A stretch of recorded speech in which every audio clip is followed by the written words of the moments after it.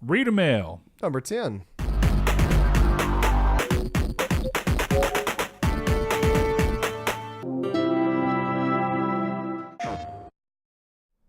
Hello and welcome everybody to Reader Mail number 10, where we ask you guys to ask us questions on Twitter, Facebook, Discord, Patreon, YouTube, everything. And we answer them every other Friday. For those of you who don't know who we are, I am Saul Bridges, and alongside me, Brett Beck. There we go. See, we're doing it different. And you can normally find us every Monday at 12 noon Central Time. That's 10 a.m. for you people on the Pacific Coast. And that's where we normally air our normal viewing of Triangle Squared, a PlayStation podcast, which this is just a little side content for you guys to let everybody get to know us a little bit better and be more personal with us. So be sure to check out the link in the description. We have our Twitter down there. We have our Patreon down there. And you can follow us on Twitter. You know, if you really like our content, we never really want to full out ask, but we always do thank our Patreon supporters. If you do subscribe at the $5 tier, every 3 months you get to win yourself a nice fancy custom PS4 at the time case. When PS5 launches, I'm sure we're going to have something in there for that. Yeah, and also $7 if you live outside of the U.S. due to shipping charges. Yes, because shipping charges can be quite a bummer. But that just helps us for costs for the show and all that good stuff. And if you're not watching this on YouTube, you probably found us on your favorite podcast service. We are on all of them. If you happen to find a service and we're not on, let us know. We'll try to fix that ASAP. But into the show we go. I think we'll start off with Facebook this time around. We'll go Facebook, Twitter, Discord, and we'll get to answering all your questions. If you ever, like I said, if you ever do want to ask us a question, find us on one of those. You can find us on Facebook at Triangle Squared, a PlayStation podcast. It is a group. You can hop in there and check out the Reader Mail posts. They go up on Monday, Wednesday, and Friday. And the same goes for Twitter. On Twitter, we typically post a reminder, but the tweet is pinned to our profile and is permanently there for the entire duration of in between recording, so you guys can ask us. In our Discord, we always encourage people to jump in and have a fun time, and there's a tab in there for that. Patreon, guys, you know where to go for that. And YouTube. YouTube is a little bit complicated. If you post us a question on YouTube in the comments, we will like your comment, and that way you'll know we'll be answering it. As of now, I think we could get to just about most of them, but just in the future, we say that in case we have millions of questions and we can't answer them all. So that's what we do that for. But Brett, why don't you lead us off with the first question on Facebook? I will, but first I have a question for you. What is that? Is the feeling that I just had the feeling that you have every time I'm just over there rambling on? Shut up. We've talked about this 100 times. Let's get on with the show.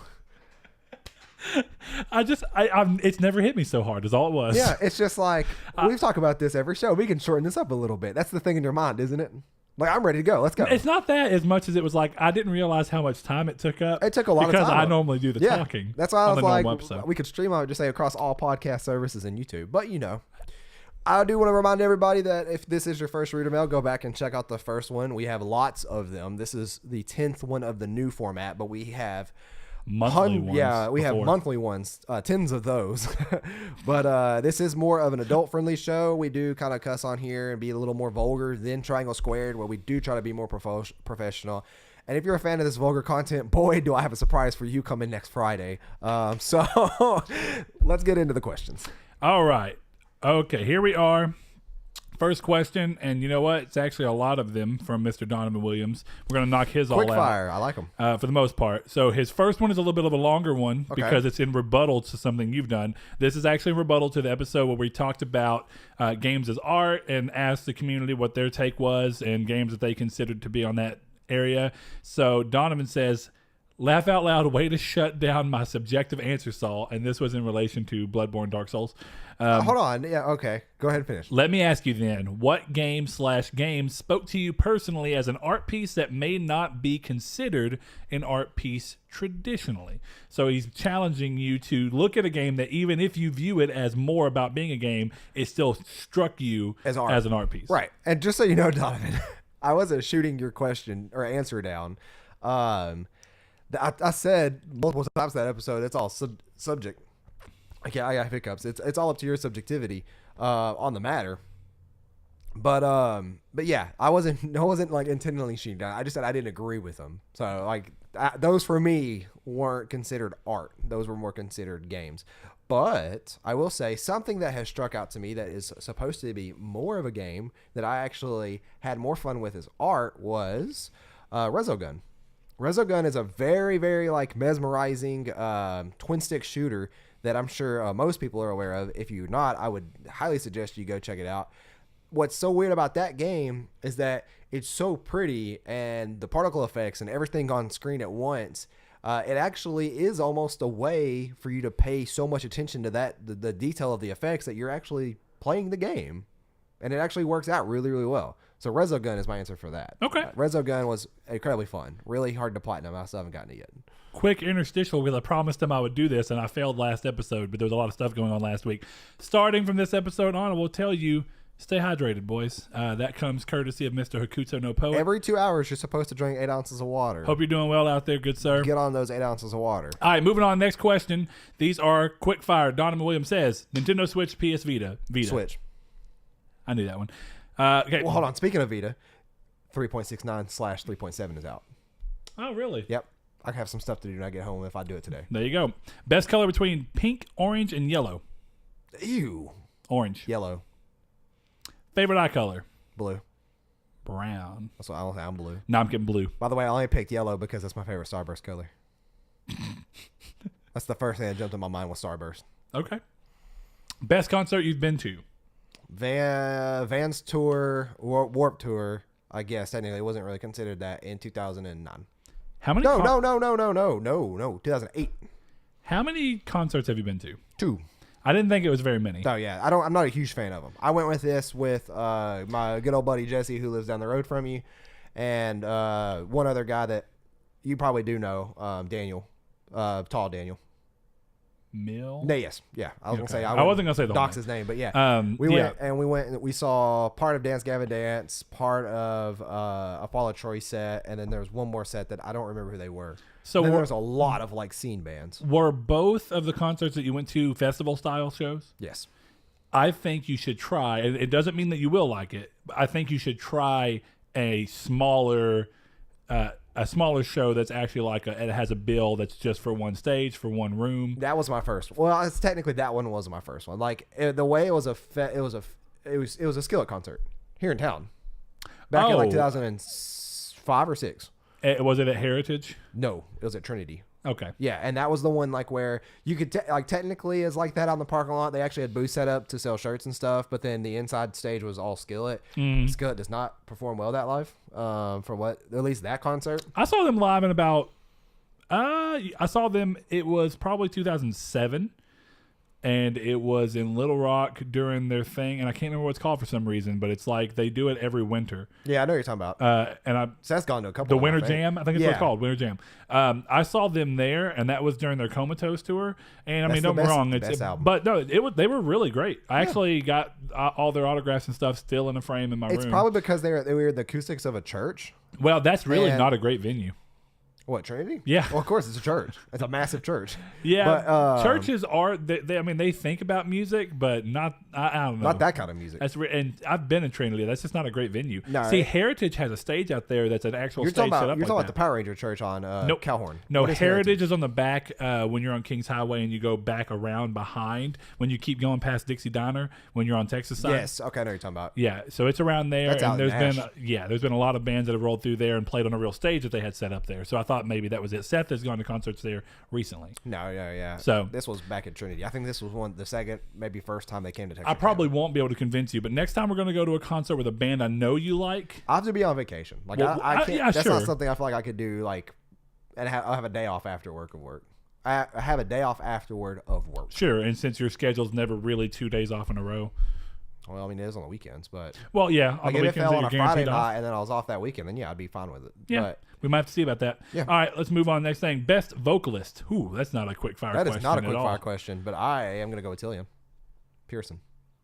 For those that need his last name, he performs really, really well live. He has really good skill. He performs live well early if it's early in the tour. That's every vocalist. But his is way worse because of the style of his vocals. Yeah, his pitch. It's more the whatever happens in his vocal style at the end that gives that kind of raspiness. Yeah. On top of how clean he also sounds. Like it's jazzy. His voice is juxtaposed when he's singing. It's like it's super clean and super distorted all at the same time. Yeah. Because it's got that raspiness to it. I think he's really. I've seen lots of videos of him live, lots of videos of him acoustic, and of course just he's great. Record recording. Okay. I guess. Yeah, in the recording booths. Yeah. Or have you seen some of the ones where they do like the live performances? Like they do live performances in the like booth. Audio Tree where they do like a live performance and stuff like that. Yeah, that is Audio Tree I'm thinking of. Yeah, on YouTube. Yeah, right? they're great. Yeah. They do a lot of cool bands. I love seeing that. They did a Paramore one and that one was really good. Man, best vocalist. It's one of those weird things. If you want to go off of like specifically a really high range of someone who's still around, Corey Taylor has a surprisingly ridiculous is range. up there for me, like top 10 for sure, because his voice is so distinct. I guess like no matter what, like his screams are distinct. Like I would know his scream more than anybody. Like even John Mayer can get lost in sometimes other bands. He can. Yeah. Corey Taylor cannot. So you immediately know him and Matt Heafy. Yeah, Heafy was going a little disturbed there during the... no, not that. No, I don't talk about that album. Yeah. I'm talking about Ascendancy Falls, and Shogun. I'm not talking about that. It depends. When he gets real guttural, it does get a little harder. I mean, it's impressive, but it does get a little harder to hold him out from the rest of the thing. His clean vocals stand out a lot to me. His clean vocals are really good. Yeah. All of his vocals are, honestly. Yeah. He did a cover of... the new... Yeah. I can't think of the Unsainted. name of it. Yeah. The new Slipknot song. Yep. Okay, next up, mountains or beaches? Mountains. Favorite brand of car? Hyundai. Reliable. That's just off of great experience. If I had to just go across the board, I struggle to say something I don't have a lot of experience with, right? Yeah. But in terms of like cars that I love the way they look, Subaru. Yeah. I wish I had a Subaru. Yeah, a WRX. No, I want a BRZ so bad. Oh yeah, I want a GTR. But, I would still get a WRX though. Y'all be sure to subscribe to our Patreon so we can get GTRs. Dude, I would get a Subaru Outback. I don't even care. Ew. I don't want a wagon. Anyway, okay. Next up, soft or crunchy taco? Soft. Yeah. If you had to lose one of your senses, what would you get rid of? Smell. I know that affects taste some, but I would also be able to still see and play, or see and hear to play video games and listen to music. So yeah, smell. I assume this really goes within because it's like the 6 traditional senses that everybody is aware of enough to be able to easily tell. No. I mean, like if the question is talking about the 6 or the 5, general senses. I'm over here thinking about Bruce Willis, but the 5 general senses that we have that everyone agrees upon from they're so basic that you can literally explain it to someone very easily, but there are a ton of senses that we have that do not fall into that. What would you, yeah, of course, but yeah, like what would you get rid of? Touch? This is such a hard question, right? Touch would be hard. You gotta think about everything. Getting rid of anything has a huge impact on anything. That's why. So if you can't see, I can't game. Right. If I can't hear, I can't listen to music. Yep. And even then, let's go outside of that, right? If I can't see, I couldn't see my daughter's face. Right. If I couldn't hear, I couldn't hear my daughter's voice. Like, for me, anchored to something that is like, supposed to be life-changing moments to an extent, like when you have a kid, for a lot of people at least. But, it's tied to something that you're really intimate with. It's like being able to, and it depends, right? It's like, I guess I wouldn't know any different, but let's just say I was born blind. It would be really unfortunate that I would have never gotten to see my grandpa. Right. But I would always have an acute sense of what he sounded like, and I would probably remember that even better because it was the one thing I knew that was him, Well, yeah, that's the thing is that, like, if you were blind at birth, you would be able to smell. Yeah, you would still smell remnants of him around you because he lived here. But like that's the thing though is that like if you removed any of those, I think smell would be like the least, right? Like there's a lot of stuff. Because how much does smell legitimately affect taste? Well, if you lost, and that's one of those things. It's one of those things that like if you stopped up nose, it's not 100% gone. So yeah, like, exactly. You can still taste stuff. But then again, that's just stopped up. Like, let's just say you completely lost smell, and it wasn't even like because stopped up isn't necessarily a full loss of smell. It's just a very blocked sense of smell. Yeah, it's not 100%. So, but if you think about what it would be like to have a legit because you can actually lose your sense of smell temporarily in a reaction to a couple medicines. Right. Scrubs taught me that. It would almost, actually, but that is a real thing. And whenever I worked at the hospital, I saw it happen. But with that said, Nausea. It would be really anosmia. Anosmia. Yeah, it'd be really interesting to be able to temporarily experience any of those things just to see how much it would make you appreciate them once you got them back. Because you can go temporarily blind, too. Well, if I'm going to hold a gun to your head and pull the trigger, what are you having taken away? Has to be smell, right? I guess. Because you would still have some random taste. Some. But every sense has a downside, right? That's why you try and balance which one. Well, so it's like my joke was about to be that if I can't smell, then I can't smell terrible smells. But realistically, if I can't see, as much as I can't see beautiful things, well, the other upside is I can't see terrible things. I can't see people murdering people in the street. Yeah, but then you can't play Grand Theft Auto and murder people in the street either. So, touche. Yeah, don't. Yeah, I think I'm gonna have to agree with you, even though. It's a really tough question. Imagine having to go to the bathroom without poopery. It's true. But then again, you know what? Like how sometimes when you're going and you're like, it's bad, and like, okay, I'm married and I have a daughter too, so I have to be like, y'all avoid the bathroom. Oh, okay. I thought you were gonna. Now you can't warn people. I thought you were gonna bask in your Which is that more production. funny? Is that more funny that you can't warn people and they walk in? No, yeah, it's like they walk like, why did you warn me? Like, I don't know, I can't smell. Well, see, but then is it not as funny because you don't realize how bad it smells? It's even more funny when you withhold information and they come in and go, why the hell didn't you tell me? It's well, that's like the popcorn trick. What's the popcorn trick? You fart and then you say, do you smell popcorn? And then, of course, you get everybody in the room sniffing for popcorn, and they're not sniffing popcorn. I forgot you told me that you do that the other day. That's actually a pretty genius thing, so. Okay. I did not. That's not original. I'm not an original person. I didn't say that you came up with it. I know. I'm making sure people realize that. Yes. All right, here we are. Let's see. His last one, in my opinion, sci-fi concepts are generally getting stale. Almost the same ideas for the past 20 years. What concept would you make or expand upon to be an interesting way to make sci-fi more original? Save that for an off-topic episode. That's way too hard of a question to tackle.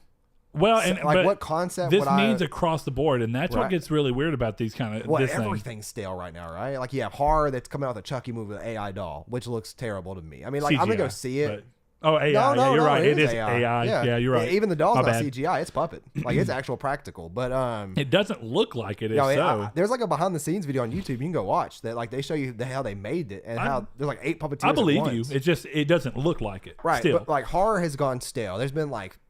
I say that. But then you have things like, and I haven't watched it, but I've heard a lot of people speak highly of Hereditary. Hereditary is really good, but then again, is that horror? Or is that really more... Well, it's disturbing to watch. It's Or is it more along the lines of Saw, where it's like a psychological thriller? And the question is, does psychological thriller fall into horror? It has horror aspects in it. And yeah, it does.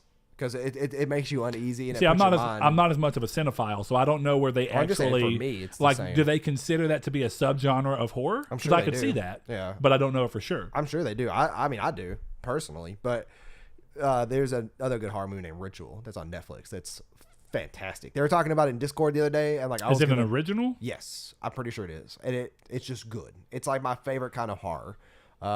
They've done good recently. Kind of horror. I mean, they've done good recently, but it's not like any of the ideas are entirely original, right? Like, I really thought that. How am I skipping out on the name right now? Get Out, I thought was really interesting. Get Out was good, but it wasn't. But it still wasn't original, and it's not even about being scary. It's about that psychological element. Then you have things like Us, which is again kind of a thriller type movie. But see, like Get Out didn't even like put any psychological strain on me. Really, it didn't really have an effect on me at all. It was just like, this is a really good movie. Like, it was almost like watching Avengers in a way. I like that it was easy enough to watch and understand, but there were a lot of deep foreshadowing parts if you wanted to enjoy them. Oh yeah, dude, you can watch that movie and like the theories on that movie are crazy. But I mean, getting back to the question, what Saw is, I think that little offshoot there had a real purpose, and that was there's so many people in the world right now. And there's specifically so many people in areas of the world where they have the ability to easily create and get their ideas out there. And because of that, we're seeing more content put out at a faster rate than ever before. So at some point, every idea is going to feel like it's been used as we reach that kind of, it's not really diminishing returns. I don't know why I can't think of what you'd really call that, but it's like eventually... It's just staleness. You're going to, because so many things are coming, and a lot of the times these things are, like he even said, what would you expand upon? A lot of the time these are things that are inspired by something. And when you're inspired by something, you tend to pull a little bit of what you liked about it because that's what inspired you to go with a direction anyway. And you kind of pull that. So you're always going to have something that you're inspired by. And since there's so many things going on, even if you're only inspired by one thing and you use that as the basis of what you create and you go on and don't use any other inspirations, but you make a story, the chances that another story that has going to have elements that are similar that you can go back, well, that looks like that's kind of just rubbing off of that in a slightly different way. It's really hard. It's really hard to do right now. And I think that's happening across the board. Yeah. And the part of that is a shame is that it's a great thing, but there's always that catch-22. It's the double-edged sword side of it. It's like, because we have that right now, more than ever, people are able to break out and get noticed because they just put the work in. Whereas before, there were a lot more barriers. Now, it's just like, if you're truly good and you've put the time and effort into it and you put it out, you will eventually get a following within reason.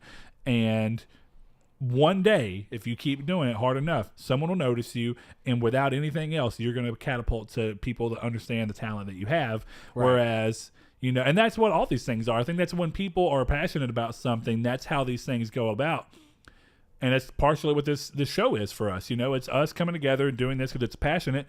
But it would be great if one day that's exactly what happens here. Maybe we aren't talented. We don't know. All we have is the community and the people that interact with us who tell us what they think. And thankfully, they enjoy our time and our effort in putting this out, and they like to consume our content. And that's about what you have to do here. I like the idea, but honestly, even the most original things that I personally know of are only original in my mind because I've not read enough sci-fi to have been able to bounce them off and seen where someone else has done it. And even then, they're rife full of inspiration. I mean, if you look at the Amory Wars, like we bring up all the time, and I know you know that, Donovan, a lot of that stuff is very much inspired by Star Wars. And a lot of the stuff around it is Claudio just kind of taking the idea behind Star Wars, the epic, like the space epic, and that is globe trotting to different areas and crazy stuff going on. That's just the idea came from that, and then from there he just expanded upon in a lot of cool ways.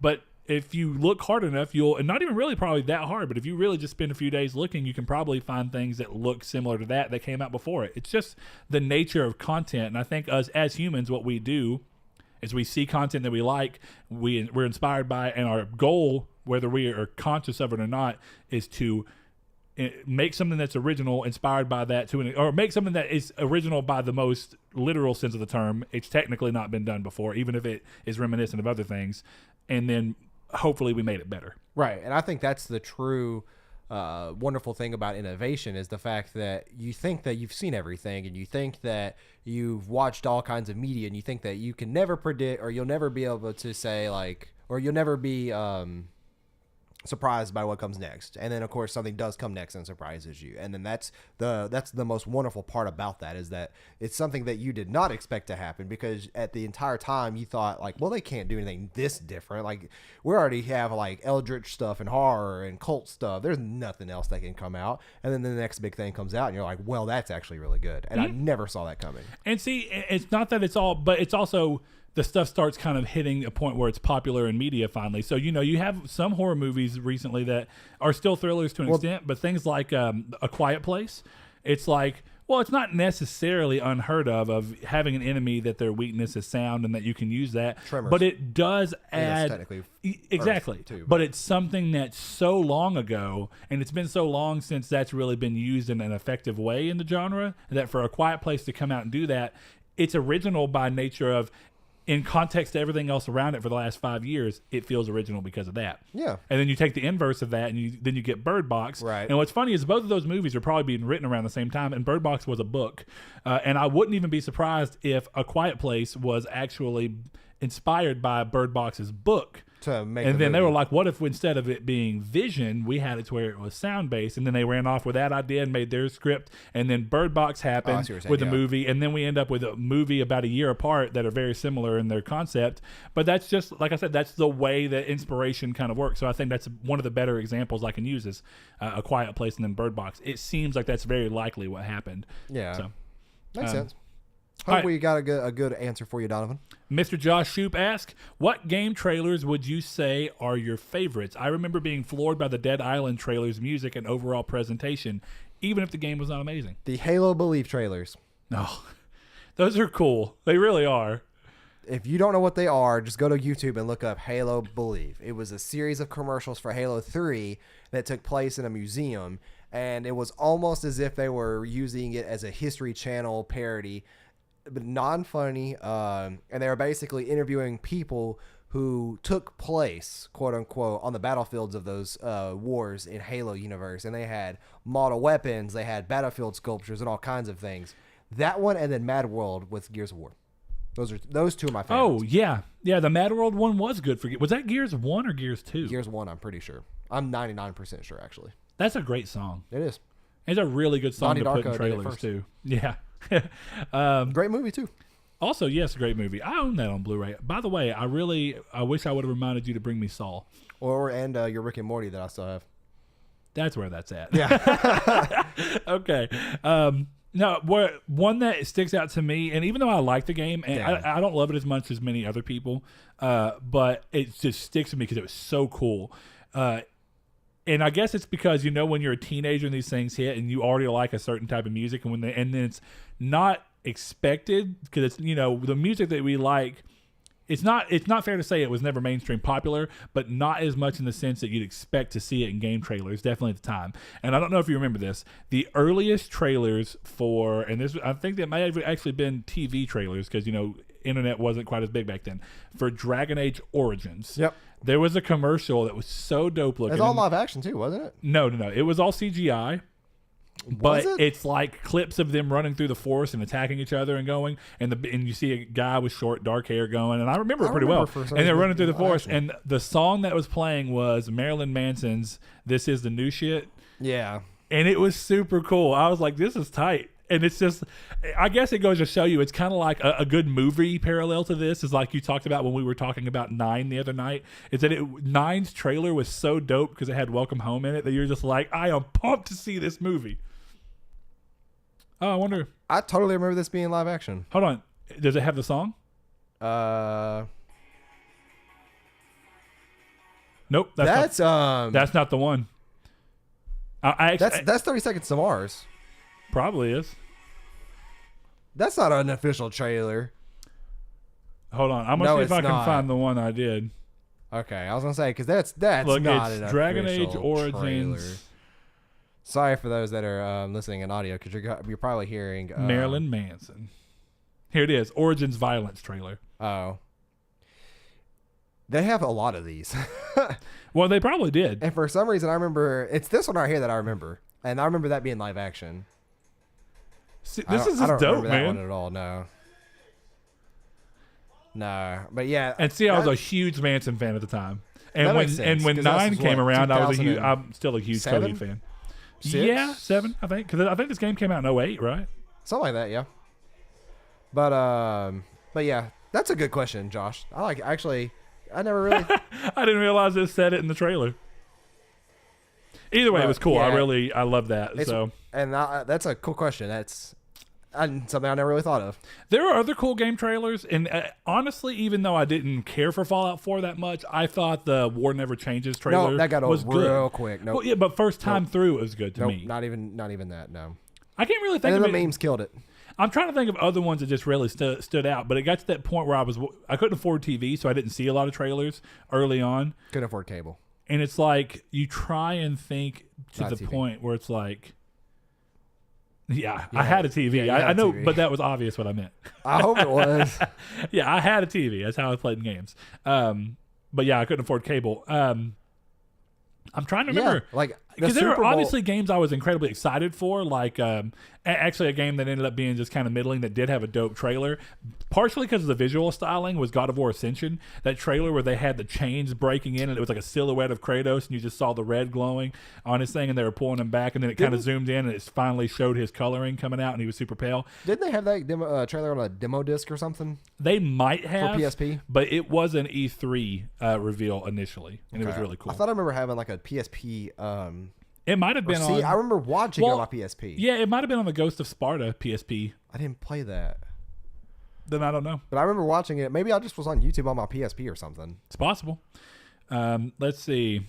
Let me go back. Yeah, to... you're on. You accidentally clicked. The wrong that tab was frame. I think our last Facebook question, but let me double check. Oh, well, we can go straight on into Discord then. We have some good ones in Discord, especially Kiki hitting us with them quickfire questions, and lots of them. Kiki, I want you to know.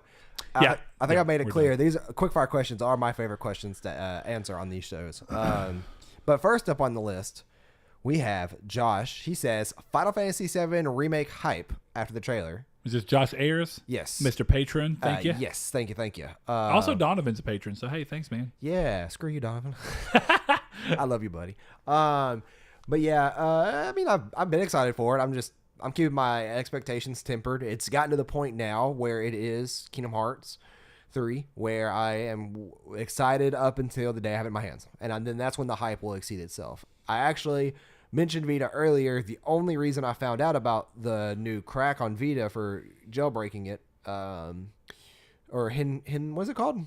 Henkaku mod, yeah, for Vita, is because I actually was Googling on my PSN account to see if I had Final Fantasy VII, and that was one of the articles that popped up in Google, and I was like, wow, okay. I typed in Final Fantasy VII PSP on that, and then somehow that came up. So, oh, there you go. Yeah, congratulations, you've won. But yeah, I'm excited for it. I'm really looking forward to it. There are some leaks that have happened that I don't want to discuss due to the spoiler nature of that. But there is something involving the price point that I don't necessarily want to agree with. But the only thing, because we did discuss that a little bit before, the only thing I don't quite know that I agree. I mean, we can talk about that part. I think it's fair enough to say that as far as it's just a leak, so there's no way to guarantee. But there's a leak that says the game is going to be split in 2 parts. So, Square has already said from the get-go that it was going to be multi-part. Okay, yeah, I'm just making sure you weren't bringing up where the part happened. No. And they're charging $60 for both. I would pay $40 for both, no problem. $60 teeters a line there. I think it's also because I really think they made a mistake in using the term, and it may even have been a mistranslation. But the terminology that's been said often, that because the first time they mentioned it, they used the term episodic, and people were like, "What the hell does that mean?" Yeah, and I get it. That's not saying we're gonna make, that doesn't come off as we're gonna make one game into 2 parts by choosing a point in the story where we're gonna split it off and make that the first game and this will be the second one, and then we're gonna expand the rest of the game out where there's so much new stuff that you're getting to learn about Midgar and new stuff that you're getting to do from side quests, so you can fill out new information about Aerith maybe that you didn't know or anything like Aerith, that. Yeah, it's actually Aerith in the game, and I'm proud because Aerith was originally a mistranslation. Of course it was. That's what makes it so cool. Yeah, I actually asked though yesterday. They've already confirmed it's Aerith in the game, but I was like, it would be funny if they made her Aerith in this one just to make it true to the original Western release. She was Aerith in Kingdom Hearts, wasn't she? Yep. Yeah. And they actually just struggled over whether they wanted to keep it Aerith or do the true translation, which was always meant to be Aerith. Yeah. TH. But anyway, with that, I think that when you look at it that way, that's the biggest problem. Is it doesn't sound like they're taking one game, splitting it in a good spot, the other thing is that they never made it clear how many. So a lot of people were like, now they're going to dice the game up into 3 or 4 things, make it a trilogy, make the games really short. Well, just so everybody's aware, I was never cool with paying $60 for any part of any episode. Like, I'd be cool with paying $80. That makes sense because the amount of work they put into this. But I'm still not cool with paying $120. I'm going to regardless. But damn you. If it ends up being a really shallow game at $60 with 2 parts, I will agree. If it ends up being a game that is essentially not from a quality perspective, but for all intents and purposes is as long as Final Fantasy 15 was, I'm fine with it being $60 as 1 part. Yeah, well, I mean, no, that's what my problem is that there are better games, or not say better, but there are subjectively fuller games available for price points of $60 or less on the same levels of the same similar quality. But you don't know that because we don't currently know what they're doing to the story, because now that they have voiceovers and everything, they can expand on scenes and do scenes, and they even talked about it. The original producer and directors are coming back as well to talk and give input for things that they wanted to do but couldn't do because of the technological disadvantage. No, they can totally do that, but it's still it's still the same formulaic story in the end. Yeah, but they can expand on it a lot of different ways, and one of the ways that they talked about, one of the ways that has been rumored based off of what they talked about. To make it clear, I'm also talking about if the length is the same. Like, if the length is still upwards in the 40 plus hours. Like, the weird thing about 7 is that I haven't played it as an adult, to completion, so I don't really know how long it would take me to beat. But if it's like 40, 60 hours, somewhere in there, I'm still cool paying $120 for it. But there are games like Witcher 3 that arguably have, I get it, but now if we're going to believe Square, and I get why you may not. Yeah, I'm not trying to say it's not going to have depth, but it's just that's a lot of money for a single game. Even those 2 games, no, I got it digitally. It's going to be 1 game. I get it, but think about it this way, and this is what I mean. If we're to believe Square and what they're saying is they're separating it into parts, but each part will be a full-length game. And again, we don't know what that means. 20 hours is a full-length game. Well, Order came out at 9 hours for a full-length game. The way they worded it, and this was all through translation, but the way it was worded and the way it was translated is essentially what you would expect from a normal full-length Final Fantasy per game. I don't see that. But if it's true, does that change your opinion? Let's say that each game is 35 to 40 hours. It also depends on how long it is between release. Sure. If it's anything past 6 months, absolutely not. I disagree with that entirely. No, because absolutely. If they're making, should not be, no. Hold on, if they're making each game as a full game, what are you saying? Each game? Let's say whatever. But it's 1 game. That's the marketing trick, right? I get that, but if they're releasing, I'm talking about as what they're releasing it as, not what it is currently, not what Final Fantasy VII is currently. If we just take that away right then now, it sounds like there's a lot of filler in there. I'm not going to care to play. What we don't know, because one of the things I was going to get into that I think is a cool way for them to expand the game in a smart way. But hold on, you think 2 should come later than 6 months? I wouldn't be mad if it was more than 6 months. No, that's where I draw the line. I would expect a year. No, absolutely not. And here's my thing. From a marketing way, it looks like the game is only going to be temporarily exclusive to PlayStation. So what I would think is console exclusive. We don't know. So we don't know what that means. That was it. Well, that was the original wording. Well, no, it was first to PlayStation. Yeah. Which could mean it just only comes to PC later. We don't know. So, but regardless, let's just say if it is going to come to Xbox, this would be the way to go about it, right? In my opinion, have the game come out, release on PS4, be out for a full year, and then have it to where whenever Final Fantasy VII Part 2 or whatever they're going to call it is coming out for PS4, Xbox is just now getting Final Fantasy VII Part 1. No. That's the problem is that, especially people who have played the game already, what is the point of me waiting one more year to complete something that I already know the general outcome of? What's going to hold? But that's only for you. What about people who have heard Final Fantasy VII their whole life? Good for them. Life? They're paying $120 for hopefully something more than 60 hours of the game. Yeah. Well, you might. Now, one thing I want to get into, because I am curious, is what your thoughts are But on also, this. that's even worse for them, because that means that in 1 year, they're going to have to recap themselves on the story, because it's going to be 1 year, and 7 already is somewhat of a convoluted story. Yeah, but I get 7 gets way more convoluted toward the end. Right, which is what reflecting back on the first part would be so important for. Yeah, but secondarily, I think some of that could be cleared up by something I'm about to talk about. As long as you don't have anything else. No, I'm good. I get it. 6 months at most. This is one thing that I think is interesting about how they could do a lot of things. They could make the story honestly less convoluted, which they could also do just by writing it a little bit better than it was originally written. It was written pretty clunky. Or for at the time, it was. It was, but now and it was also all text and a lot of weird things. It wasn't all text. They didn't have voices in that game. There was no voice acting in that game. 7? Wait, never mind. I'm thinking about a cutscene from Advent Children. I'm dumb. I was about to say, dude. I was like, what are you talking about? I was thinking about the first time that. Well, I was thinking about a specific church scene, and I'm like, that had voice acting. And yeah, me and Kiki were talking about in Discord today. The first time that the Final Fantasy VII characters ever had voices was in Kingdom Hearts. 1.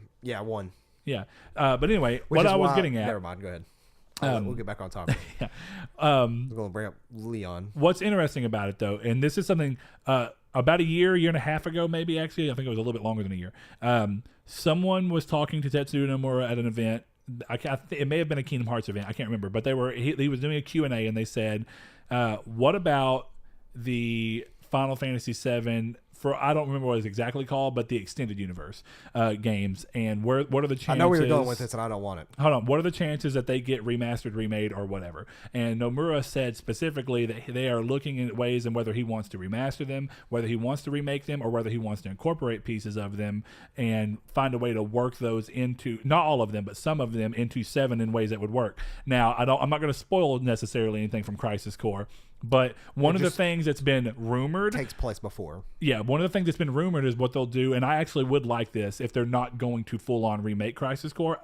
I would be satisfied with this in a lot of ways because it'd be really cool, and I think it'd still work, is have it to where throughout 7, the first part of it or whatever you're doing, have it to where the reason that the length gets to go to a full-length game of that is that when you're playing the game, it finds very interesting ways to have flashbacks where you go through and play as Zach. That would be cool. You start to understand. Especially since a lot of their beginning stories take place in Midgar. Exactly. And kind of do the parallel thing. Right. And then it would make it way cooler if you had no clue what happened in Crisis Core. When it comes together and you're like, what? It would. However, I still don't agree being past a year or even a year. Like, but at that point, it's just so much more game. And I don't know if they can pull off that much. The only way they'd be able to do what you're talking about, and it may be what they're doing, we have no clue, would be that both of these, realistically, both of the games have been in development this entire time, and what they're doing is they're going to release the one. I fully expect the second one to be reused assets. It will be quicker because it'll be reused assets and stuff like that. But the only way that would work is if they started development years ago on the next one already. And I don't see that being possible. Or they could just develop like a normal game and then cut it in half, like every other episodic game does. See, but that's why I say I don't know why they use the word episodic. Definitely, if this leak ends out to be true. By the way, I know most episodic games don't do that, or some, but yeah, like I don't want this leak to be true. What I feel like would be best would be for them to. I just never realized I started in Discord, so let's go to Twitter next. But what I would rather have them do is add Crisis Core in, sure, but like.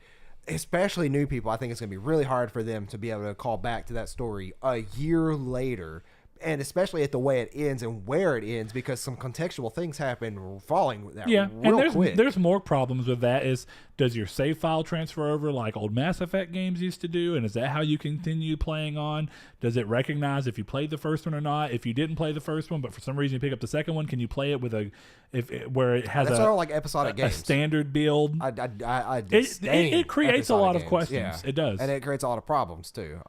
Which could create filler to pad the time and releases. But anyways, thank you, Josh, for that. We'll go ahead and go into Twitter. Why don't you answer the top Twitter question since you already did? Look, I'm going to expound on it. I agree with Brett.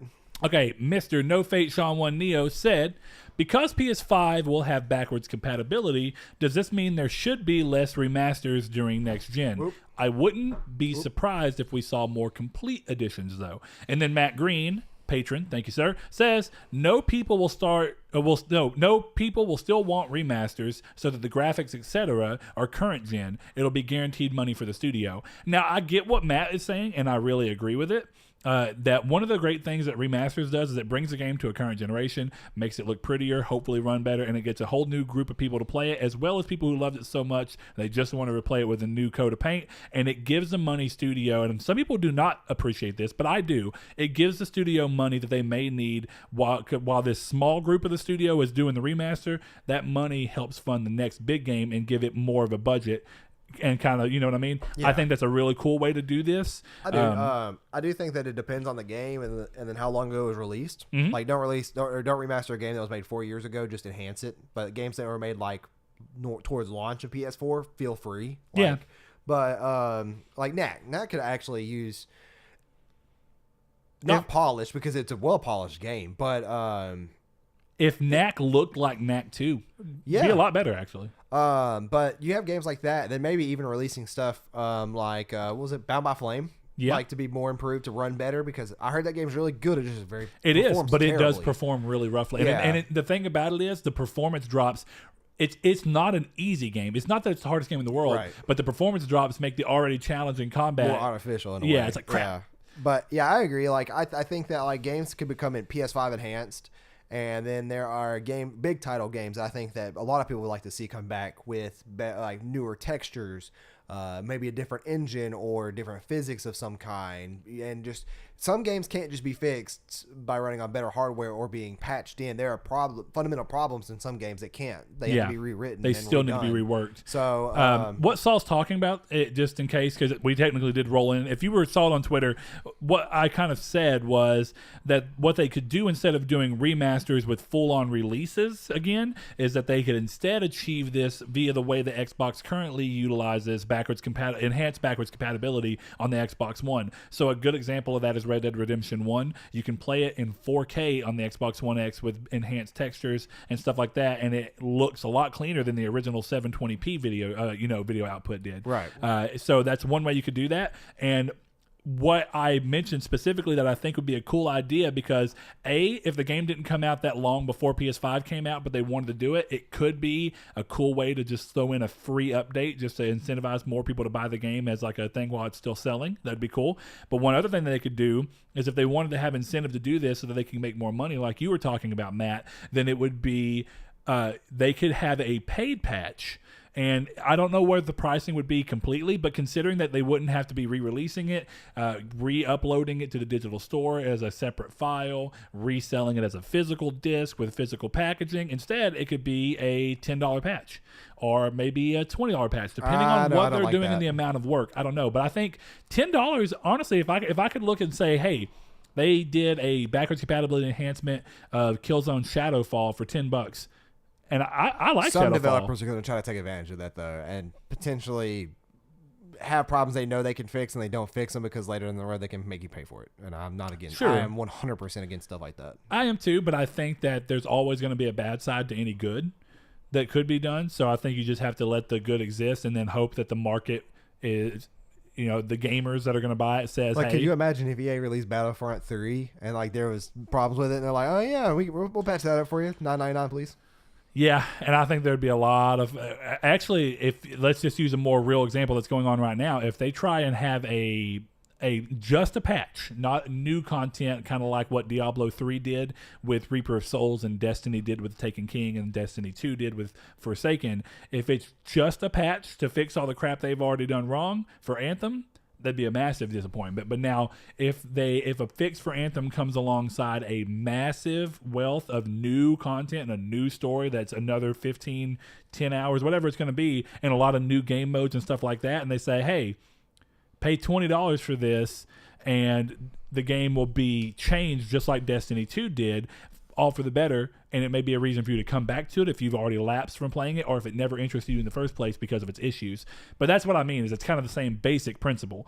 Is like, within reason, you don't want it to be that people... I think if you ask somebody right now, if a game company put out a game, let's just use Anthem as the example, if Anthem came out, right, and then you bought it and you didn't care for it because of all the issues, or you played a little bit but you wanted to like it but there was too many issues, but then BioWare and EA say, hey, for $10, we have a patch that fixes all those issues. Would you pay for it? And no, I think most people would say no. No, absolutely not. Yeah. Did you hear about Anthem 2 today? What? Was it an April Fool's joke? No, I was just saying, me neither. Next question up on Twitter, we have Andrew Falarkis, and he says, what game purchase is your biggest regret or your guilty secret? I regret buying Umbrella Corps. As for guilty secret, I actually enjoyed Duke Nukem Forever. Congratulations on being the 4 people in the world that did. I was excited for that. I hated it so much, but I can understand why people enjoy it. It could be fun. It's just, that was one of those games like Too Human that had way too much build up. Do you think that somebody could really like Duke Nukem? Because, like, one of the things about movies that gets really interesting is that you have movies like The Room that are objectively bad in every sense, but they're so bad that they swing back around to being good. I can actually see Duke Nukem Forever being like that. That's what I mean. Like, you play it because it's cringy, and you're like, oh, this is so good. It's so bad that I love it. Biggest regret for me, there's a lot personally, and it's one of those weird examples of where I didn't look up much about a game and I just let it sell me on the cover.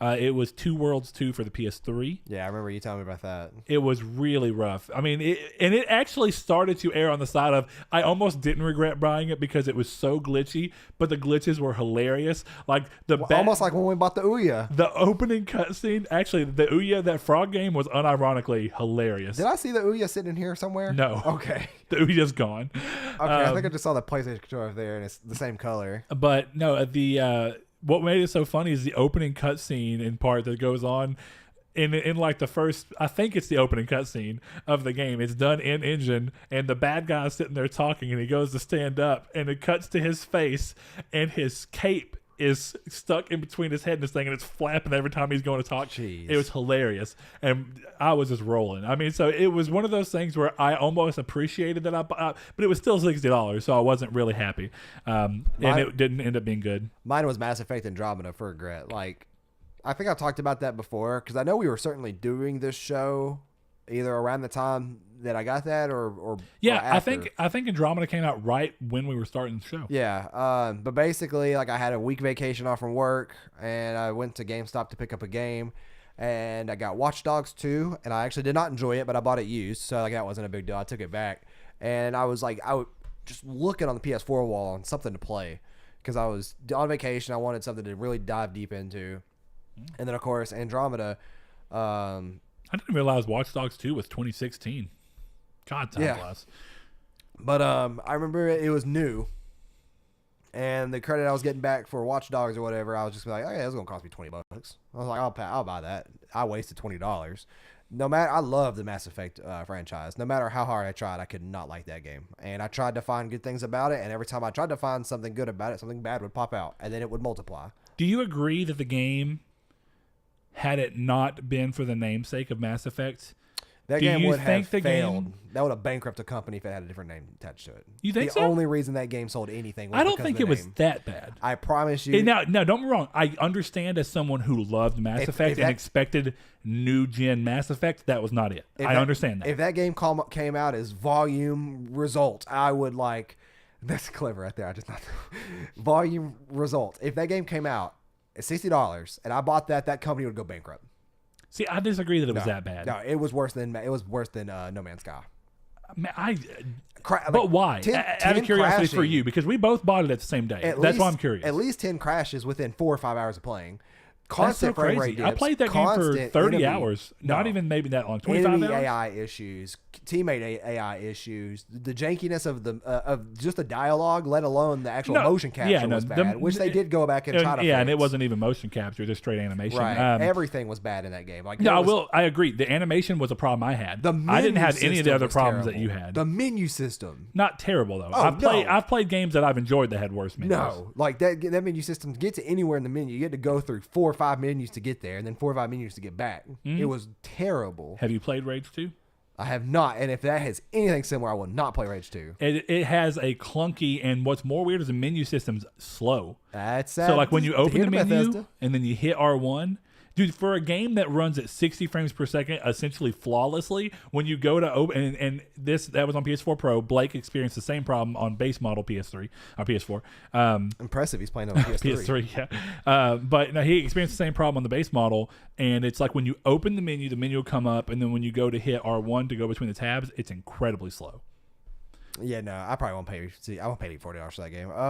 I have gotten to a point now where I won't spend $60 on something. I mean, unless it's performs really, really well. Yeah, as far as Andromeda goes, I'll just have to agree to disagree with you on you. But that seems like it's because of how different our experiences were. I didn't have any. The game literally never crashed on me. No excuse for the game. Shouldn't perform that wildly different between people, but it did. No, yeah, you're right. But that's just it goes. I didn't have a single personal experience, nor did I see that many that were talking about the game crashing. Most of what I saw was people talking about how ugly animations were, and I get it, and also how shallow it was for a Mass Effect game.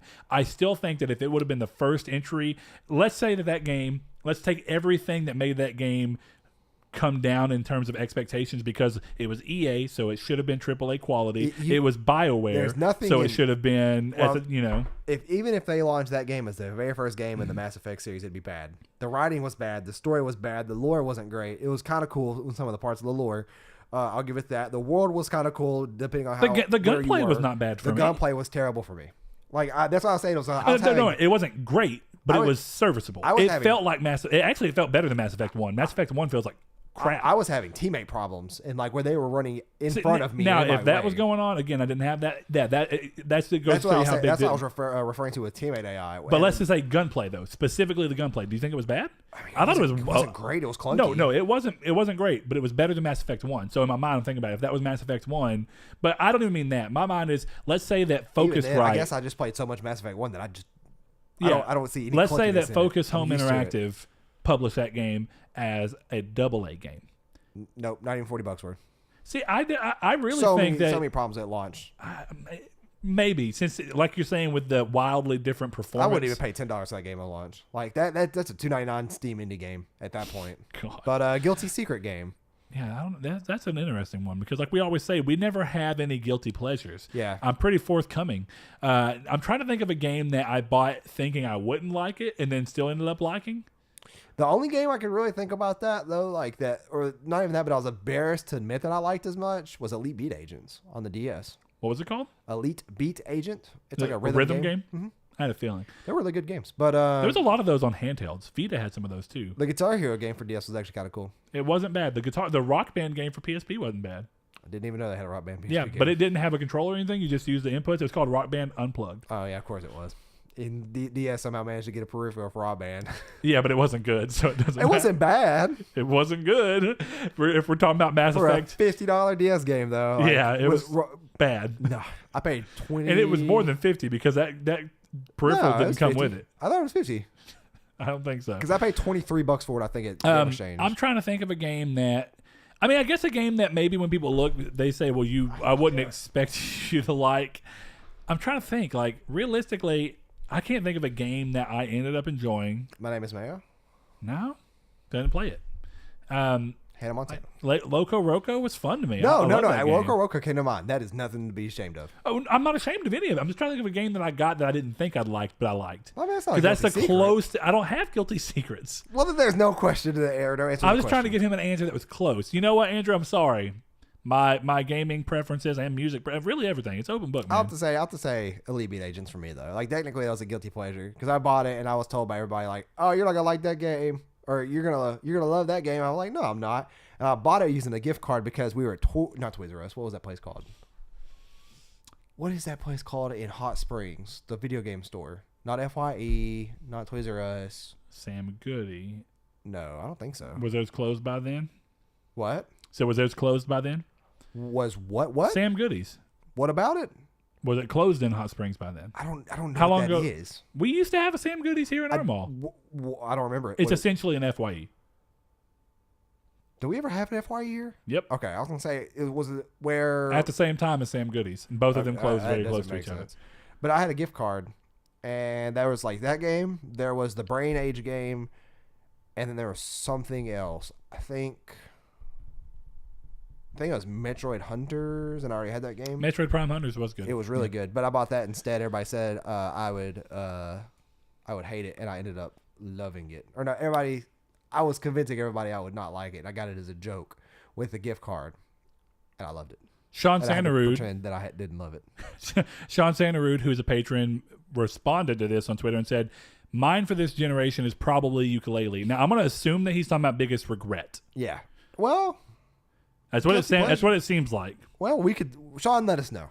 Sean, you got in our Discord and on our fill Twitter. us in. Matt Green says, "What do you think of the next potential Batman being a sparkly vampire?" I don't care. I'm going to respond to this the same way I've responded to everybody, and I know he's joking, but Robert Pattinson's a really good actor, depending on what movie you watch him in. On YouTube, for free, at least in the United States. I don't know about Matt. I don't know if this is free in the UK or anything, but there's a movie called Remember Me. It's a really, really, really good movie. I think I've talked about it before somewhere, but go watch that movie. It's really good. It's really solid, especially if you like Pierce Brosnan. I think the biggest thing about that is I feel the same way about this as I did with the announcement that Ben Affleck was going to be Batman. Well, I don't see them as Batman, but if they want to prove me wrong, they're more than welcome to. Ben Affleck did not prove me wrong. I learned that lesson with Heath Ledger. And I even kept an open mind for Jared Leto. See, now Jared Leto, he's a great actor. And now that's what's funny. I know he's a good actor. Yeah. I think the way they wrote his Joker was terrible. Well, I think he played what they wrote exceedingly well. I don't think what they wrote was a compelling Joker. I mean, that's true. Like it was a very cringy Joker, and that's very oversaid when it comes to talking about him. I think the exact same thing is true of Batman. I think Ben Affleck and Batman versus Superman was really poorly written. He was. I didn't even have a problem with the other part where they were saying Batman's not supposed to be this way over that one particular thing. But I was like, honestly, I don't even care about that. It was a poorly written movie with poorly written story cruxes, and nothing is as terrible of a plot point to try and do out of nowhere than that random Martha scene that's supposed to be. No. It was just poor writing. So I think across the board, and honestly, I think if even going back, while I think Dark Knight is a good movie, I don't even think that Christian Bale was a great Batman. I do. I think obviously I think he's the best. He's the best in the last couple of decades, but that doesn't mean much. Who else? Michael Keaton, I still actually have a soft spot in my heart. Michael Keaton and Val Kilmer are both okay. Did not like Val Kilmer that much. Yeah, but Val Kilmer was good too. Val Kilmer is another example of what I view of Christian Bale. it was just good enough. It worked with the rest of the movie, and it let the rest of the movie happen, and the rest of the movie was entertaining, not necessarily him. Val Kilmer was in Batman Forever with like, wait. And Christian Bale's a great actor. That's not me crapping on him. I just didn't... he wasn't a compelling Batman. I don't think that they played the character off right. I mean, again, better than a lot of things in recent memory, and much better than Batman versus Superman. Yeah, okay. Batman Forever is the one with Tommy Lee Jones. I did not watch Justice League, so I don't know if Justice League made Batman any better, but I seriously doubt it. Somebody brought that up the other day in Discord. I had to ask a legitimate question. I did not know that movie came out. It did come out. I am not a fan of any of the new DCU stuff. You don't remember it coming out and people being crazy because they pulled in, how am I forgetting his name right now? They pulled in the guy who made Buffy and everything. How am I forgetting this man's Joss name? Whedon? Joss Whedon, thank you. He made Firefly too, you prick. Yeah, but I mean, most people would probably know him for Buffy because Buffy was way bigger than Firefly. Yeah, and Firefly was way better. Firefly's so good. But he also did the Avengers. Yeah, and, first one. Yeah, so Actually, I think he did. Age of Ultron. I think he did. But regardless, he had a background in superhero movies already at that point, and he's just also a great director. So he pulled in here, and he decided he wanted to do reshoots on some of the things. But since at that point Henry Cavill was already off in Mission Impossible recording with a mustache, that they said you can take him back, but you cannot have him shave. Not at all. They 100% CGI'd him a lip. Like or whatever you want to call this, the area under your nose, they CGI'd the mustache off, and I remember seeing clips of it, even though I haven't watched the movie, and it was not convincing. Jason Momoa is really and cool, it cost a lot of money. I'm sure it did. Let's see. Derek on Twitter, he says, "What video game villain is your favorite and why? Which video game hero is your least favorite and why?" Also a patron. Oh yeah, thank you, Derek. Oh man, that's a good question. Favorite video villain's probably Sephiroth, as cheesy as that is. Either Sephiroth or. But why? That's going to be the thing. And your answer is fine. I don't care what it is. It's sad because why became after 7. The why became Kingdom because Hearts? of all the I guess technically it's every other extended piece he was in. Okay, Crisis yeah, Core, Kingdom Hearts. He's great in Crisis Advent Core. Children. He is very great in Crisis Core. So is Angeal, which would close second. For a villain, but yeah, Sephiroth, because by the end he was more than just an edgy swordsman, and he had a really, really cool backstory done to him, and then how they did it in Advent Children, which I'm not really going to talk about, even though I just realized you said Angeal as a villain. Genesis. I don't know why I said Angeal. That's right. Yeah. I need to go play Crisis Core. Yeah, no, Crisis Core is amazing. Yeah, Genesis. Genesis is a really cool bad guy in Crisis Core. Angeal is not totally retconned in. Not mentioned at all in 7. Of course he wasn't. No, I think he was retconned into Crisis Core somehow. Like what? Well, I mean, Crisis Core is nothing but retcon, realistically. Yeah. But yeah. But my favorite video game hero. Least favorite video game hero.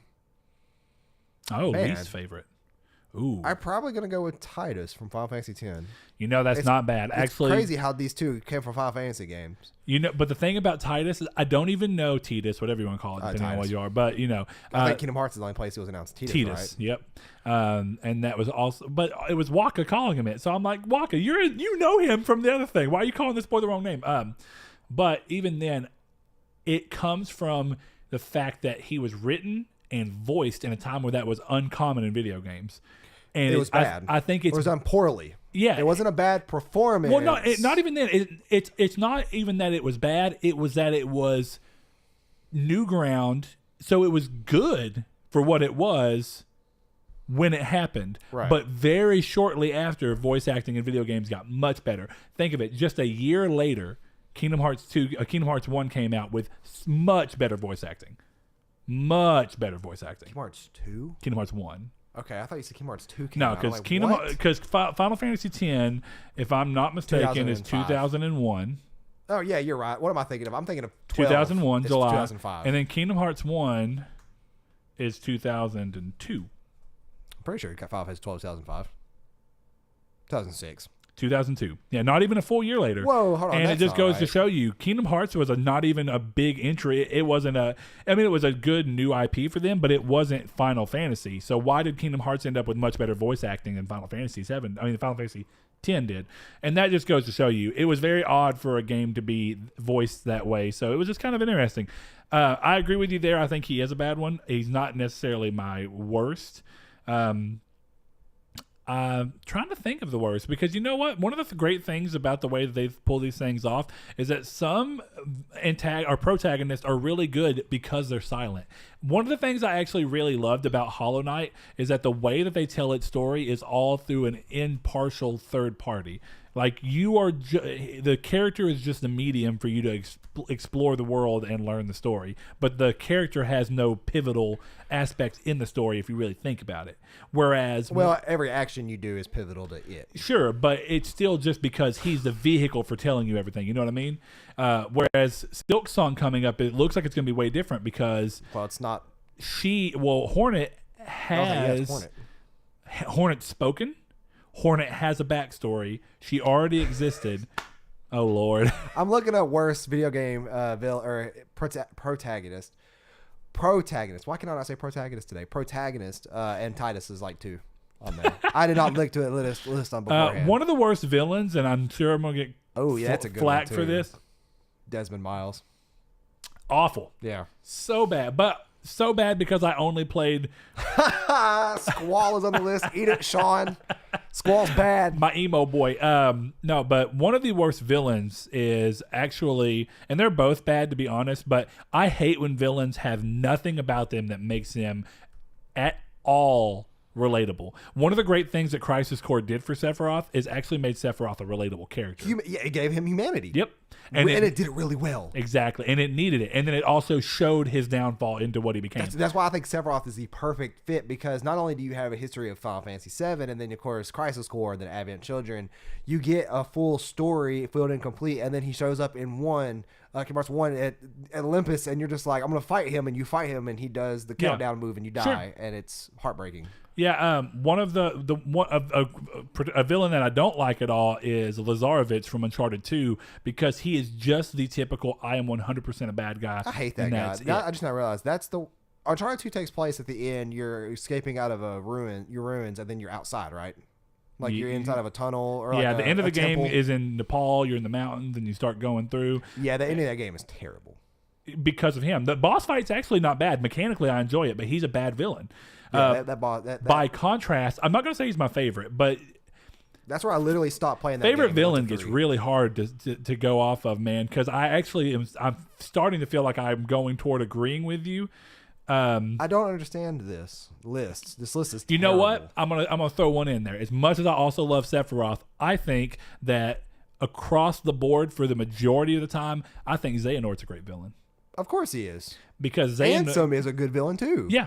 All of it, because it's kind of, or protagonist, depending on which Ansem we're talking about. But yeah, no, I like that. And if I'm going to go as why, it's very similar to what I was just talking about, where I think that, like, if we're sticking with Uncharted and how bad Lazarevich was, I think that Uncharted fixed that a lot with 3. I think that they made Kate a much No, I'm sorry. I'm just going to websites. Kate Barlow, the villain in 3, I think is much better. They give her a reason, a backstory. It's not even so much that she's relatable as she feels like a person who has layers and character. Talking about Uncharted? Uncharted 3, and you didn't beat that one. But Kate Barlow is the blonde hair. Does she show up when you're young in the very beginning of the game?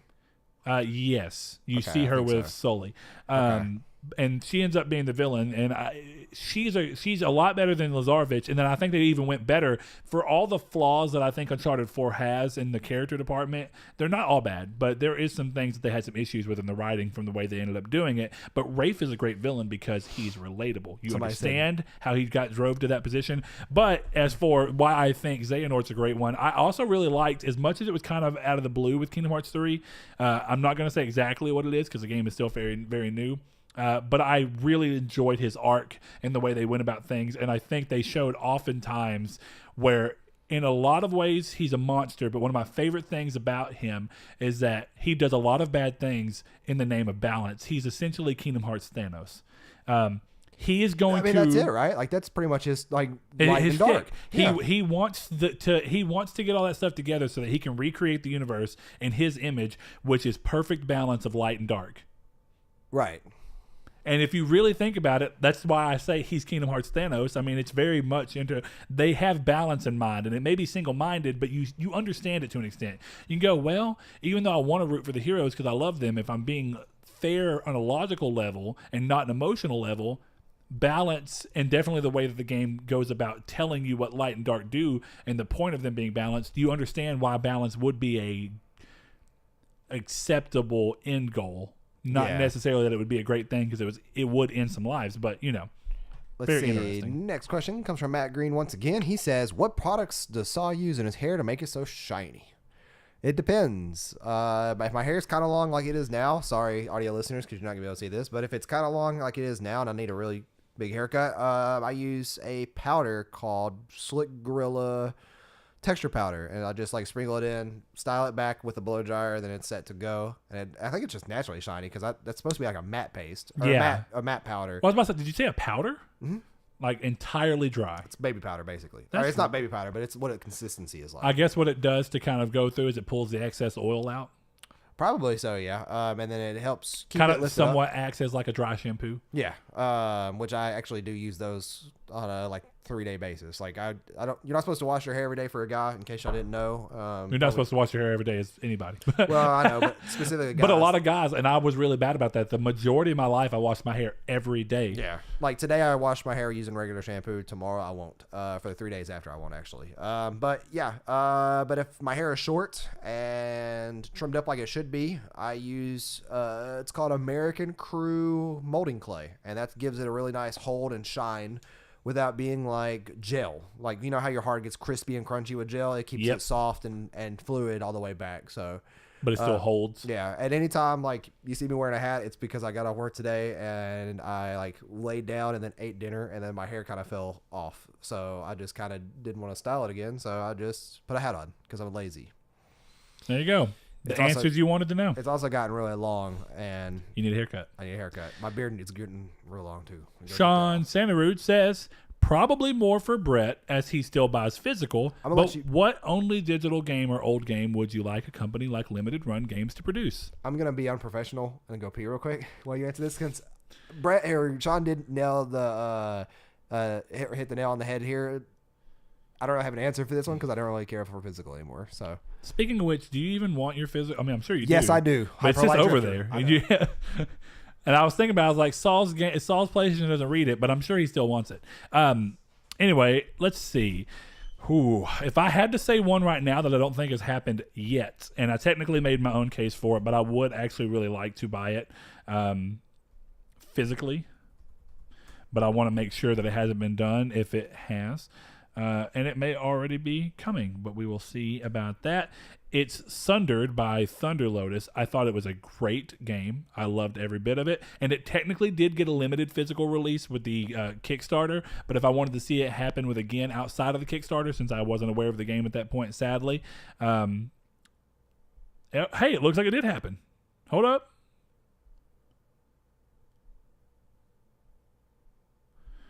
I don't know for sure that it happened, but it looks like Limited Run announced they were going to be doing it. So there we go.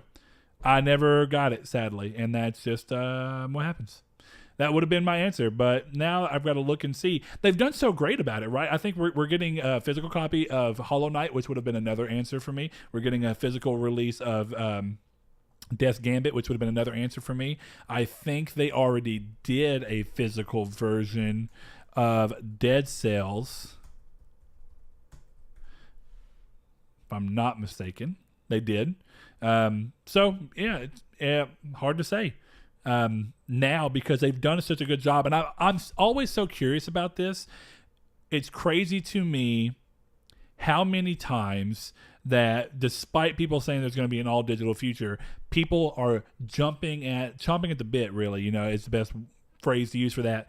to get these games made in a physical manner, and I think that that's awesome. I'm glad that's happened, and it seems to have ramped up even more with more companies outside of just limited run games doing it, and even more so doing it with a wider release than limited run does. Limited run, obviously by their name, does it in a limited run, but there are companies with like who's doing Death's Gambit and who's doing Hollow Knight that it's not a limited release. It's essentially happening going to storefronts where I can go to GameStop and pick it up. I can go to Walmart, pick it up, whatever. And I love that. So that's my answer. Sadly, I don't have one since it turns out Sundered was my game and that they have a physical version. Yeah. I never knew that Limited Run hit it. I was just about to say Limited Run did do it. But I made my own case, so you know what? It doesn't matter. Got it anyways. I get to have that cool. I don't have a disc, sadly, but. Back to Discord. Patreon Kiki says, well, what kind of grades did you get during your school years? B's and A's with some C's and like math, depending on the math course. I was good in geometry and calculus, but I was not good in algebra, if that makes any sense. Like, I don't know what it was. I couldn't click with algebra, and I got high C's, low B's when it came to calculus and geometry. But everything else was pretty much solid B, except like obviously English, which was an A, and Spanish. I got a D in Spanish, which is not failing in Arkansas where it is in most states. Oh, man. We had the same Spanish teacher, Brett and I. She hated us. You remember my trick. Yeah, Brett used to keep an earbud in his ear, have it wrapped around his ear with his long hair, then back down the back of his hoodie. Yeah, now I listened to music, so it had an ulterior. It wasn't just to this, but I realized one day He also cheated. that what I could do with it is do the whole paragraph that I'm supposed to recite. And I thought, you know what? I have my phone here. I just pulled my phone out in the hallway and record, because every person got to go out and practice it a few times, so they go back in there and recite it. So what I did, I went out there and just read it off with pauses in between, so I can kind of like act like you're thinking about it, and also hear it without getting ahead of myself, right? So I didn't screw up and lose it. So I did that, and then I just had it in my ear. And then I just had my hand on my pocket to where my phone was, hit and play and pause if I needed to for some reason. And I did the whole thing that way and passed Spanish. I normally didn't cheat though. It's just they literally required us to have a foreign language, and at the time, of course, I'm a kid. I'm like, I don't need this, and the teacher was awful. She was. So it's not like we were learning from a good person. So it was just more in the effort of trying to pass. Outside of that, though, the rest of the rest of my school years, I graduated like 17th of my class. That ain't bad considering like class is typically 300 around here. Yeah, 300. I think my class 280. was. I think my class broke 300. I can't remember how many it was. Wow. My class was like 270, I think. Yeah. But anyway, I had essentially across the board A's. Every now and then I'd end up with a B in math because I thankfully had a great rapport with all my teachers. I did not do homework. I said all the time, I am at school to do schoolwork. I am at home to do shit I want to do at home. And I literally had that going with all my teachers. I said, listen, if I can do the homework in class, I will do it in class. Most of the time I didn't have the time to do that. And I just said, I'm not doing homework. Well, and I really think that my geometry problems rooted back to the teacher. Which was Stucky. I don't know if you ever had her. I did once. Yeah. She's not a great teacher. She is not a great teacher. At all. Josh Shoop says, what do you think is the quality that would get you further in life? Extreme beauty or very high intelligence? Either or. Right? Because it's like where? On YouTube and Instagram and stuff like that, beauty, obviously. Everywhere else in the world that doesn't matter like that, intelligence. You're going to go to higher places with intelligence. Well, I think the argument towards high intelligence would be if you can create a very interesting podcast that's all about being essentially the Joe Rogan podcast, all about being as open-minded as possible, taking a lot of information and being very intelligent in a lot of different areas, or at least being open to learn stuff so that you can become intelligent in a lot of different areas, can obviously get you far, as we've seen by the success of the Joe Rogan podcast. Yeah. So I think it does come on both of those things. I don't think Joe Rogan's things is his looks. He's not exceptionally well looking. He's short. He's not typically what you'd view as the epitome. Partner, he's coming after you, not me. You can take him if you want to. Oh, don't get me wrong. He could kick my ass. But my point being that he's not gotten this far only because of his looks. Right. Yeah. So, and I mean, and really probably not because of his looks at all. So I think if I honestly had to go with one, I think the more often answer would be that even if you want to be famous, we've seen from Elon Musk that you don't have, and Elon's not a bad looking dude, but people don't care about the way he looks. People care about how smart he is. He did get a hair transplant. I did not know that, but that makes me feel better. Yeah. I'm pretty sure he did before I got here and spread. Yeah, don't spread lies, Saul. But yeah, I think very high intelligence is a little more broadly useful than good looking, but at the same time, maybe there's a blissfulness to ignorance. And, I think that sometimes. I think part of the reason we're so stressed and more stressed than ever is because we know more than ever and we have access to more information than ever. So at that point, when you think about it, I think that we almost know too much for our own goods, and it causes a lot of conflict between people because of it. What was that? Oh, Elon Musk. Yeah, Elon Musk hair plugs. If you're about to tell me some really interesting news that I did not know. You know what? Good for you, Elon. I know, right? They did a really good job. So for those that don't know, just type in Elon Musk. That is not Elon Musk. That's Alan from 2.5 Men.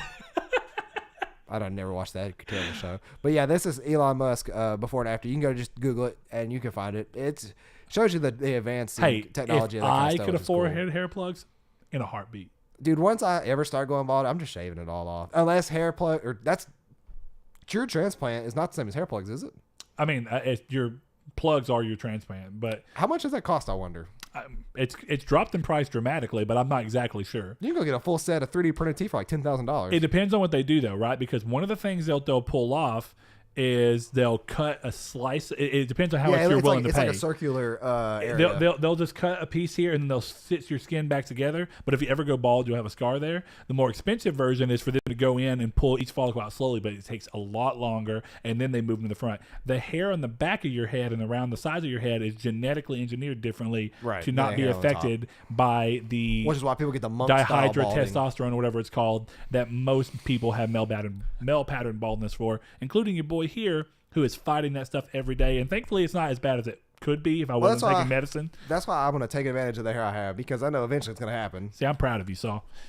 You got some good genes, roll of the dice. I was getting my hair cut, and we did go to the same person who got it cut, and the girl next to me was literally criticizing Isaac for cutting my hair because he was. Every time I tell him like I need it razor thinned, which is just like they're using a straight razor to thin my hair because it gets really thick, and the girl was like, "Why would you ever do that? Like you have really thick hair." I'm like, "Cause it's hot. Like you have a full head of hair." And you're probably hot a lot. I'm a guy. I want easy styling. Like I used to have incredibly thick hair. You remember me with my long hair, yeah. It's crazy. That's why I said I'll never make fun of you because you like 1 year you'd be like gone. Yeah. But you'll see your boy with the full shiny head. I'll get that crap off. Kiki once again does say, when you guys first started dating your now wives, did you fart in front of them or get up and go leave the room to fart? Absolutely blasted my ass everywhere near her. Like. From like the first week of hanging out, that's one thing that like I've told people is like if I fart around you, congratulations, you are now I am now a max comfortable level around you to fart. So yeah, take it as a compliment. Man, you get comfortable with people real quickly, don't you? I do. Give me about a week. I'm gonna start farting. You'll hear it. You know, it's hard to say because Saul, when you and Annie got together, you had already graduated, correct? Yes, I thought so, but Annie was still in school. Yes. That's what I thought. We're like high school sweethearts. Yeah. Hannah and I got together while we were both in high school. Right. Because we were the same grade. Annie's 2 grades under you. Is that right? Yeah. Yeah. So, that's pretty interesting. That's kind of what it is. It's like I can't even honestly remember because when we first started dating, it's like we didn't have tons of opportunities for me to be around. I don't fart that much. At school. I'm talking about like I'd fart with her at school. Like we eating lunch. I don't fart that much. Well, lucky you. Maybe I just don't have very many stomach problems. I don't know, but I don't have that problem enough to where I could. I do now. I don't care at all if I have to now, but I don't do it that often. I just don't remember because it's also been 9 years ago. That's true, yeah. So it's like... But yeah, you'd be at school or whatever, eating in the cafeteria and just fart. I don't remember. I would normally do... if I even had to fart, it was normally when I was walking, I guess because you're kind of moving. And it would be when everybody's running class. Somebody would know the difference if you even go. Well, that's what I was saying. It's like not really because our school had outside. Like I'd have to literally walk from vocational to the new building. Well, that's also what I meant when I said cafeteria is outside. Like, yeah, sure. Everybody ate school lunch outside for the most part at our high school. Yeah, it's true. Atlas Unchained said, who would win in a fist fight? Alloy from Horizon or Disney Pocahontas? Also a patron, thank you. Yes. Man, this is a great question. Disney Pocahontas. I'm gonna say Alloy. Nope. Aloy, technically how you say it, but the reason I say that. Never mind. I don't know why I keep thinking she was in slumber for like 10 years or something, and then she woke up. No, never mind. Who? Alloy. I don't know why I kept thinking she was asleep. No. So she's been out training in the woods. Now they're actually, it's a great question because they are, at first glance you're like they have nothing in common, and then the more you think about it, it's like, holy crap, Same person. They're very similar in a lot of ways. So yeah, great question, but I'm gonna go with Aloy, and even if it's just because she has a tech to guide her, I'll give her. I mean, she has the bare hands. He said fist fight. Yeah, but I'm saying that she had the thing that take it out. Down to like Pocahontas' dress and like Alloy's fur. Okay. That's acceptable. Mr. Pumpkin, another patron, he says, which video game world would you most like to live in? Anything Elder Scrolls. Actually, yeah, Tamriel. Tamriel specifically. Tamriel's just the whole world. That's on. Okay, making sure because you said anything in the Elder Scrolls, but that's Tamriel. Wait, no. What is the country in Oblivion? Cyrodiil. Cyrodiil, yeah. Cyrodiil would be pretty. I would specifically live in Shadenhall. Shadenhall or Bruma. Riften, the area that Riften's in Skyrim is really pretty. But I like the fall, and it's on that big, pretty lake. I do too, but there's a big old sewer of thieves living under you. That is also true. No.